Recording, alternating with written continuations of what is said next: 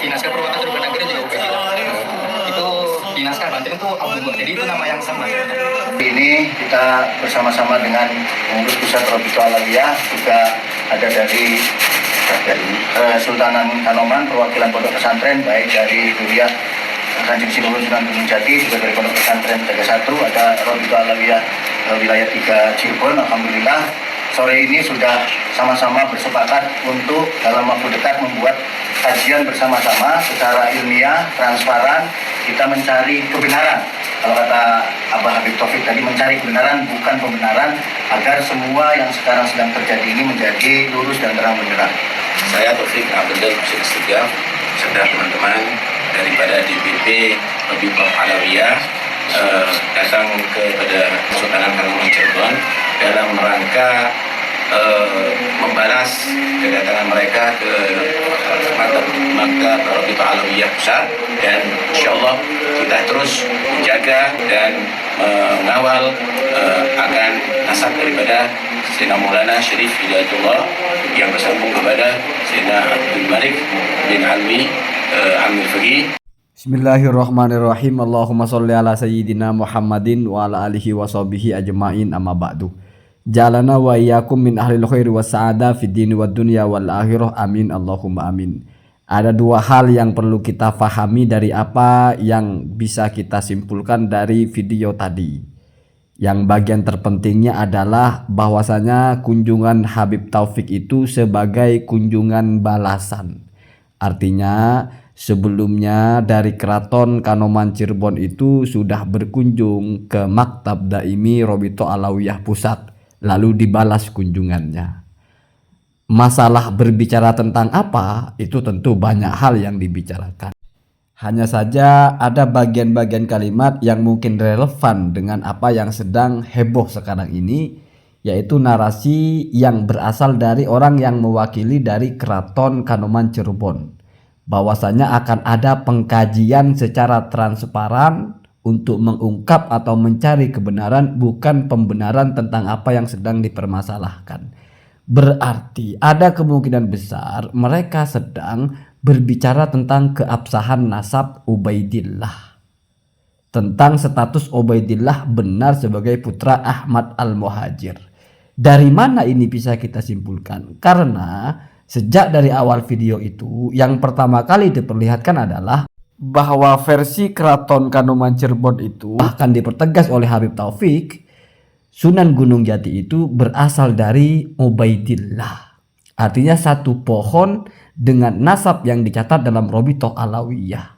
Satu marga atau satu asal muasal, yaitu Alwi bin Ubaidillah lewat jalur Asmad Khan.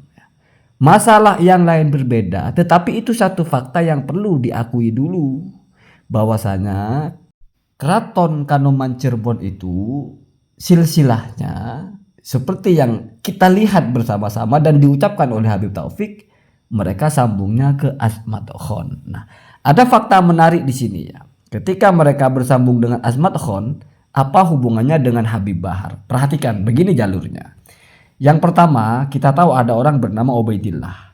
Lalu di bawah Ubaidillah, saya tidak sebut langsung anaknya, tetapi jalur keturunannya itu ada orang bernama Kholik Qasam. Nah, baru Kholik Qasam punya anak bernama Muhammad Sohib Mirbat. Nah, Muhammad Sohib Mirbat ini, ya, saya tidak sebut semua anaknya, tetapi punya anak bernama Alwi dan Ali. Ya. Jadi di sini dua anaknya dari Sohib Mirbat, yaitu Alwi dan Ali.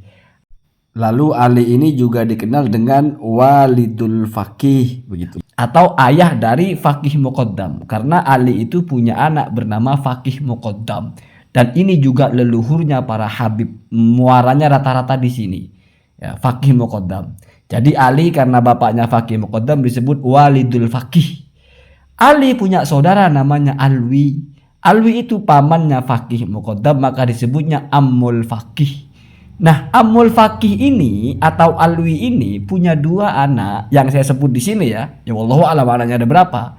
Tetapi di sini ada dua. Yang pertama Asmad Khan, dan inilah leluhur dari Sunan Gunung Jati. Asmad Khan itu punya saudara namanya Abdurrahman. Dari Abdurrahman inilah bin Sumaid atau marga Habib Semit itu ada, termasuk Habib Bahar. Jadi marganya Habib Bahar itu bin Semit. Bin Semit itu berasal dari Abdurrahman. Abdurrahman saudaranya Asmad Khan atau Abdul Malik. Berasal dari Amul Faqih yaitu Alwi. Alwi disebut Amul Faqih karena saudaranya bapaknya Al Faqih yaitu Ali. Ali Walidul Faqih, Alwi Amul Faqih. Nah, jadi begitu nyambung. Habib Bahar ya, tercatat di Robito Alawiyah marganya bin Semit. Adapun ketua Robito Alawiyah yaitu Habib Taufik Assegaf berasal dari jalur Faqih Muqaddam. Dari Ali kemudian Faqih Muqaddam karena Assegaf itu atau Asaqaf itu dari jalur itu. Sementara Habib Bahar bukan dari jalur Faqih Muqaddam, tapi dari jalur pamannya Faqih Muqaddam yaitu Alwi. Berarti leluhurnya Habib Bahar ini adalah Abdurrahman, sepupunya Faqih Muqaddam. Kalau begini, berarti Habib Bahar dengan Sunan Gunung Jati itu menyatu di Alwi, yaitu Amul Faqih. Nah, sementara kalau dengan Habib Taufik Assegaf menyatunya di Sohib Mirbat. Kenapa? Karena Sohib Mirbat adalah orang tua dari Alwi dan juga Ali.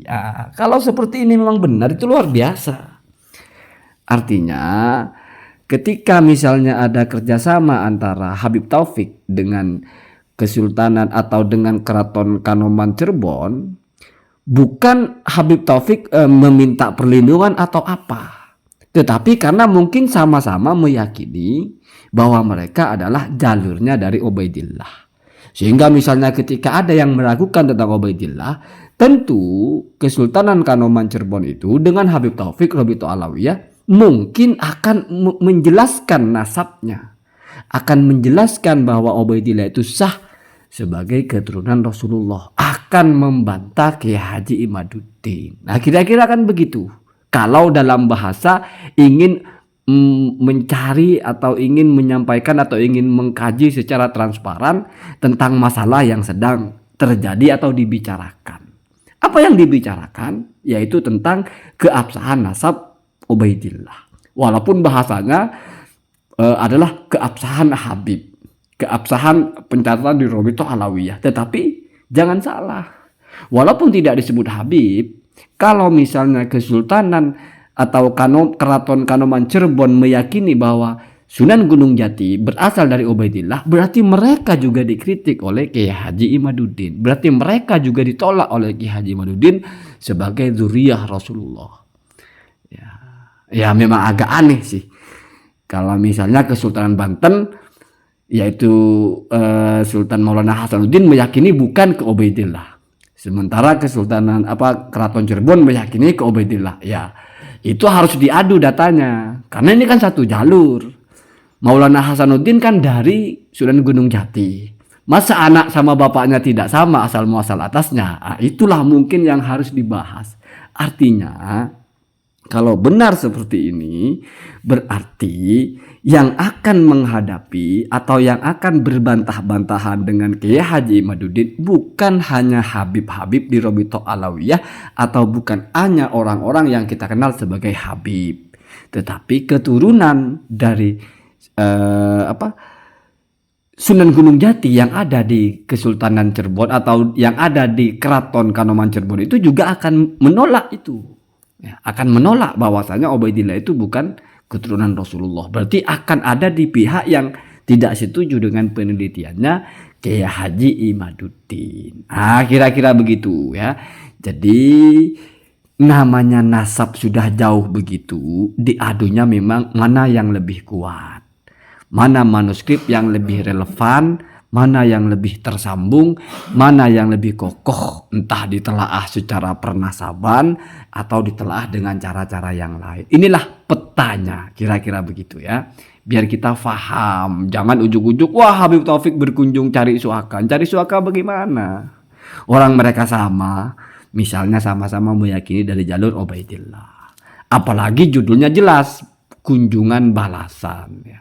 di mana sebelumnya sudah dari keraton dulu yang berkunjung. Itu semua orang bisa menyimak, semua orang bisa menyaksikan. Ini bukan sebuah rahasia. Kita menyimak apa yang disampaikan oleh Habib Taufik, dan di situ ada dari pihak keraton tidak ada yang protes dengan 2 poin yang disampaikan Habib Taufik, yaitu tentang nasab bersambung ke Ubaidillah, jalur Asbad Khon, dan bahwasanya mereka sebelumnya sudah berkunjung ke Robito Alawiyah. Selesai seperti itu ya, bukan hal yang teka-teki lagi, sudah jelas apa yang dibicarakan.